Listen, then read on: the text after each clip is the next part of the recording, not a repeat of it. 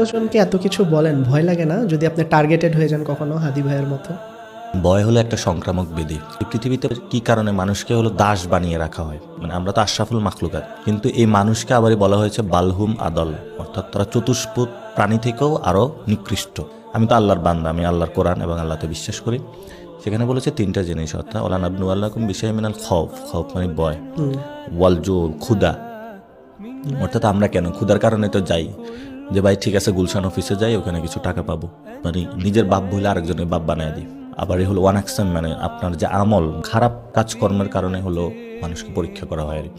এই তিনটা জিনিস আমি আমার লাইফ থেকে বাদ দিয়ে দিয়েছি। রাসূল সাল্লাল্লাহু আলাইহি সাল্লাম যখন ইসলামের দাওয়াত দিয়েছিলেন, বলছে তোমাকে চাঁদ তারা দেওয়া হবে, সূর্য এনে দেওয়া হবে, যে তারপরও তুমি মুখটা বন্ধ করো।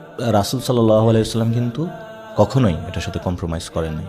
তো এখন আমি যদি বলি লা ইলাহা ইল্লাল্লাহু মুহাম্মাদুর রাসূলুল্লাহ, অর্থাৎ আমি রাসূলকে বিশ্বাস করি সাল্লাল্লাহু আলাইহি সাল্লাম, এবং আমি তার উম্মত দাবি করি, তা আমি কেন ভয় পাবো? আমার একদম স্পেসিফিক, আমি আল্লাহ ছাড়া কারো ভয় পাই না।